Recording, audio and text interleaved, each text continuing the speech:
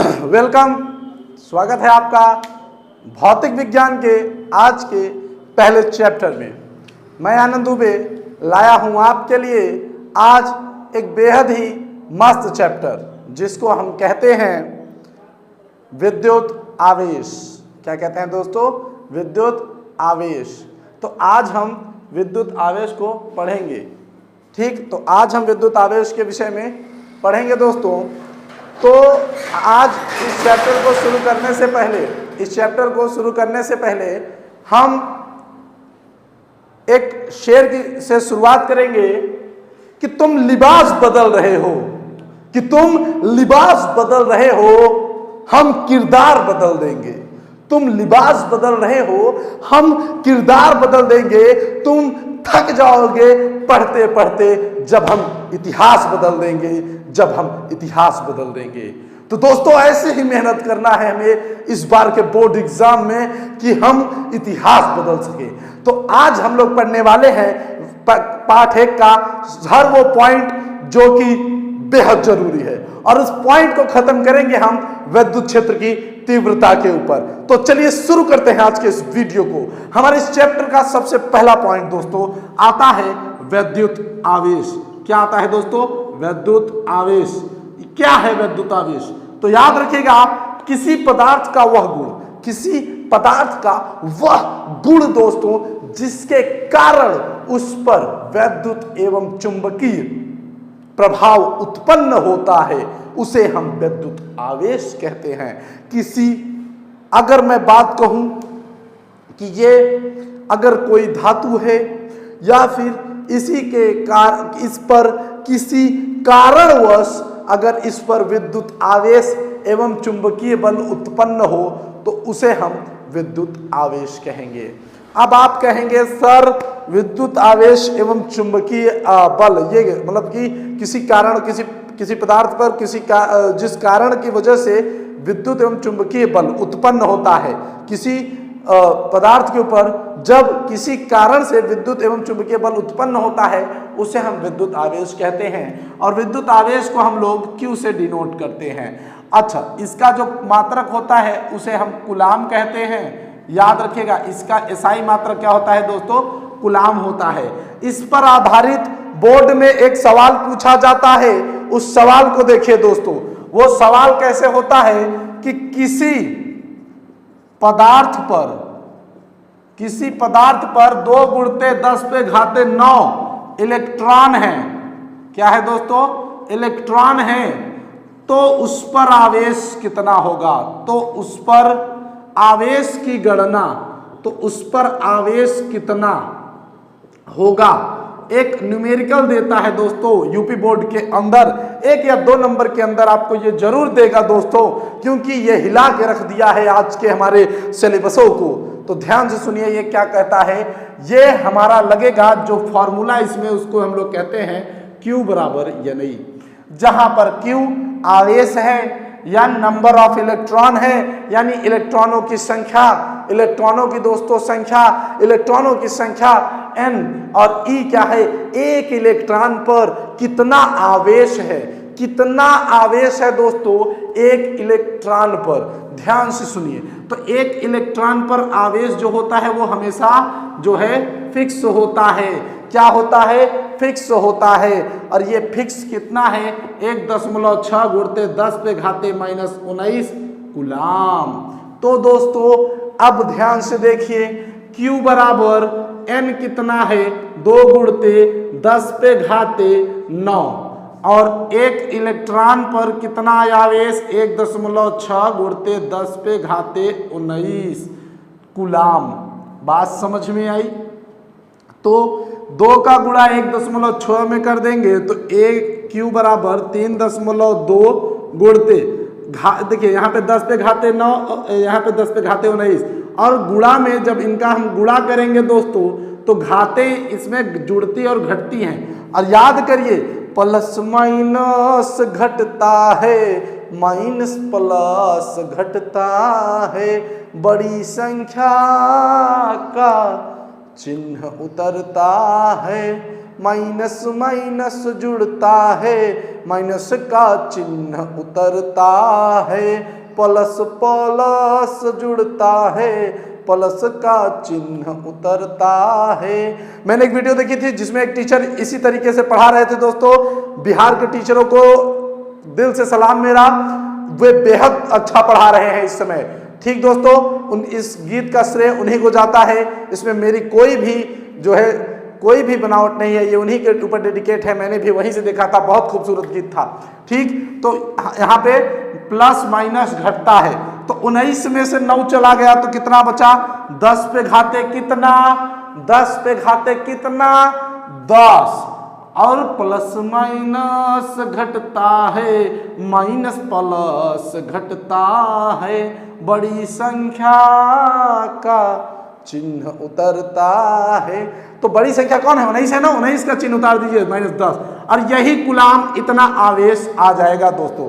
अब मैं आपको बताता हूं, हमेशा पूछते हैं कि एक कूलाम आवेश पर कितने इलेक्ट्रॉन होते हैं। आज मैं आपको वो निकाल के दिखाऊंगा दोस्तों। आज मैं उसे आपको रटा कर नहीं, मैं उसे निकाल कर दिखाऊंगा। इतना समझ में आया कि नहीं? मिटाता हूं और आप दिखाता हूं आपको जलवा जलवा। अब देखिए, एक कूलाम आवेश है कितना दोस्तों?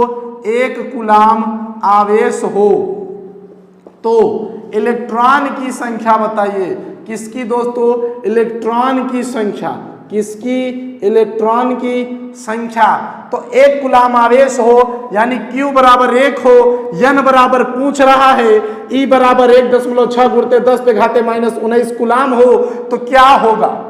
क्या होगा? तो हम कहेंगे कि Q बराबर NE। पूछ रहा है N, तो E को इधर ला दीजिए तो Q, और यहां पे हो गया क्या? E और बराबर N। ये फॉर्मूला बन के उभरा आपके आगे। अब देखिए, अब करना क्या है आपको? अब आपको यहाँ पे इनके वैल्यू को रख देना है। तो Q का वैल्यू कितना दिया हुआ है? 1 दिया हुआ है, और E का वैल्यू 1.6 गुणित 10 पे घाते -19 है।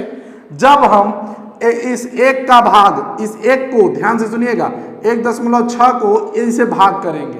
कैसे भाग करेंगे दोस्तों? इस तरीके से। तो ध्यान से देखिएगा, यहाँ पर इस दशमलव को हटाने के लिए, इस दशमलव को हटाने के लिए यहाँ पे हम 10 लगा देते हैं। तो अब इससे तो होगा नहीं, दशमलव लेके जाएंगे तो यहाँ एक 0 और लग जाएगा। तो 16 छक्का 96, 16 छक्का 96 होगा कि नहीं होगा? होगा।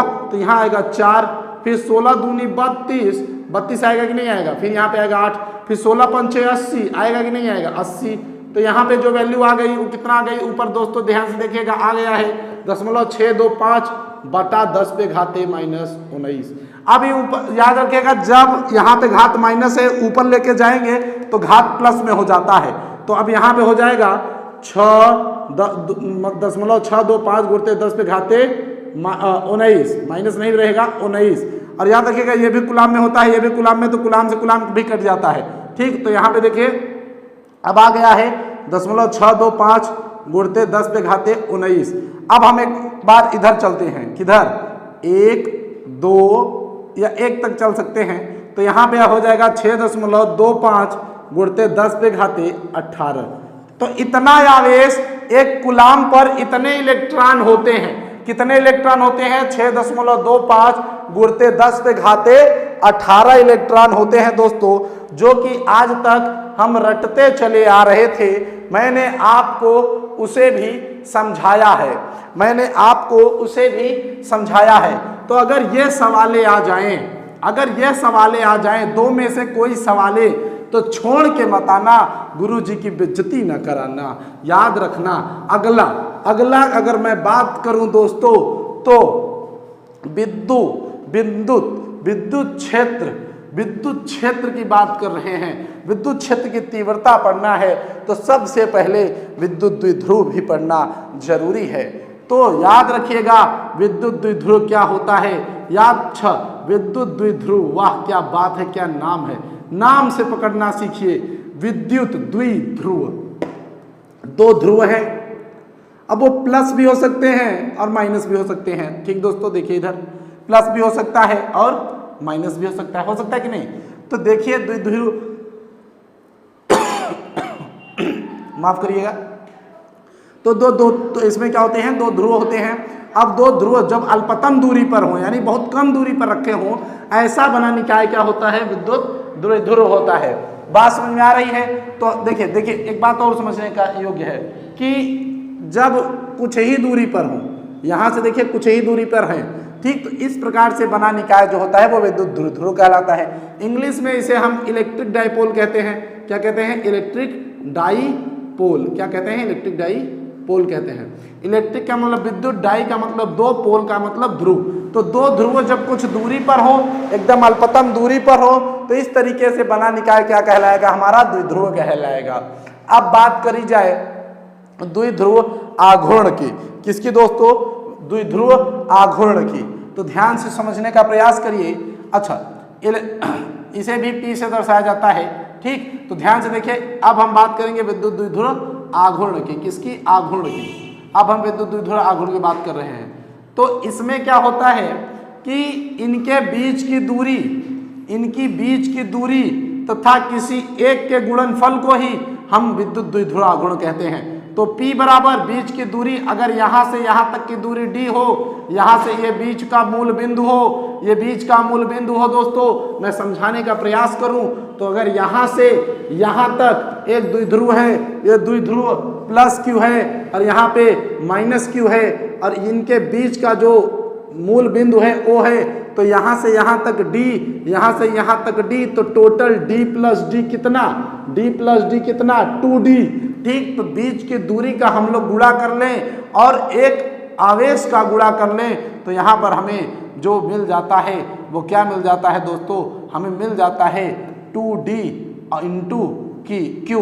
तो इसे हम लोग लिख सकते हैं P बराबर 2QD। तो इसे हम लोग क्या कहते हैं दोस्तों?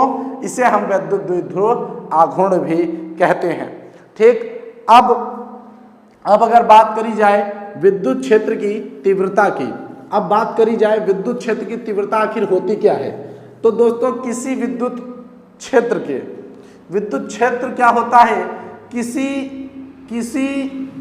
किसी जगह पर अगर कोई एक चार्ज रखा है तो उसके बगल जितना भी इस जो है आपके आवेश के कारण जितना बल जहां तक लग रहा है उसे हम विद्युत आवेश कहते हैं, और माफ करिएगा विद्युत क्षेत्र कहते हैं। यदि मैं आपको समझाना चाहूं तो कुछ इस तरीके से शायद मैं आपको समझा सकूं। 2 मिनट लगेगा दोस्तों, 1 मिनट।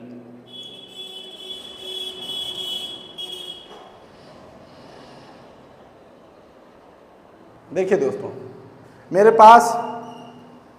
पास ये 2 चुंबक हैं। मैं इन दोनों चुंबकों को यहाँ पास में ला रहा हूँ। देखिए आगे पीछे कर रहे हैं, ये साथ में चिपक नहीं रहे हैं। देखना, देख रहे हैं आप? यहाँ देखिए, मैं छोड़ूंगा भी तो नहीं चिपकेंगे। देखो, देख रहे हैं ना यहाँ पे? तो ये इनका कुछ क्षेत्र है जिसके अंदर ये अपने को आने नहीं दे रहे हैं, क्योंकि हो सकता है ये दोनों ध्रुव प्लस प्लस ही हो। इधर से चिपकाने पे चिपक जा रहा है, लेकिन ऐसे चिपकाने पे देखिए नहीं चिपक रहा है, एक दूसरे को दूर कर रहे हैं कि नहीं कर भैया, कर रहे हैं ना। तो ये इनका इतना क्षेत्र है। तो इस चुंबक का कितना क्षेत्र है? इतना, जितना आपको इस बीच में दिख रहा है। उसी तरीके से दोस्तों, सेम उसी तरीके से इनका भी एक क्षेत्र होता है। क्या होता है दोस्तों? एक क्षेत्र होता है। किनका? इन्हीं का दोस्तों। 1 मिनट दोस्तों। हाँ दोस्तों, तो इनका भी एक क्षेत्र होता है। किनका? विद्युत आवेशों का। तो इसी क्षेत्र को विद्युत क्षेत्र कहते हैं। अब अगर इस क्षेत्र के अंदर, यदि इसी क्षेत्र के अंदर किसी एक प्लस आवेश पर लगने वाले बल को विद्युत क्षेत्र की तीव्रता कही जाती है, और इसको हम लोग E से दिखाते हैं, और इसके सूत्र को हम लोग क्या कहते हैं? E बराबर क्या कहेंगे? F, और इसको यहाँ पे Q। तो प्लस आवेश होता है, और F किस लिए दोस्तों? 2 आवेश के बल मध्य में ही बल लगेगा। अगर वो आवेश प्लस प्लस ही हो, अगर मान लेते हैं वो आवेश प्लस प्लस ही हो, तो इसकी वजह से इस पर कितना बल लग रहा है इसको हम लोग देखते हैं। E बराबर, और F का जो वैल्यू होता है वो होता है 1/4 पाई एप्सिलॉन नॉट E1 और Q1 Q2 और अपान R स्क्वायर, और यहाँ पर Q नॉट लगेगा। अब यहाँ पर अगर हम देखें तो सारे Q हैं, और हम इन्हें डिनोट करने के लिए तो Q से Q का कटना लगभग तय होता है, इस वजह से E का जो वैल्यू आ जाता है वो K, इसका पूरा मान कितना होता है दोस्तों, K होता है। तो यहाँ पे KQ अपान R स्क्वायर इसका वैल्यू निकल के चला आता है। बात समझ में आई दोस्तों। तो विद्युत क्षेत्र की तीव्रता का जो एक सूत्र होता है हम इसे भी कहते हैं। ठीक दोस्तों, अब हम थोड़ा और आगे चलते हैं और अब देखते हैं कि विद्युत क्षेत्र में अब अच्छा एक बात और दोस्तों, कि अगर प्लस आवेश होता है, यदि प्लस आवेश होता है मेरे दोस्तों, तो जो विद्युत क्षेत्र होता है वो हमेशा पलायन करता है। क्या करता है दोस्तों, पलायन करता है, अर्थात वो बाहर निकलने का प्रयास करता है। क्या करता है दोस्तों, वो बाहर निकलने का प्रयास करता है। ठीक दोस्तों, वो हमेशा कहाँ भागेगा, बाहर भागेगा। और जब कहीं पर माइनस आवेश होता है तो हमेशा अंदर आने की तरफ अग्रसर होगा। याद रखिएगा इस बात को, क्योंकि हम यहाँ पे पूरे टॉपिक को क्लियर नहीं कर रहे हैं, केवल उन्हीं बातों को समझा रहे हैं कि जो कि आपको विद्युत क्षेत्र की तीव्रता वो भी अच्छी स्थिति पे ज्ञात करने में मदद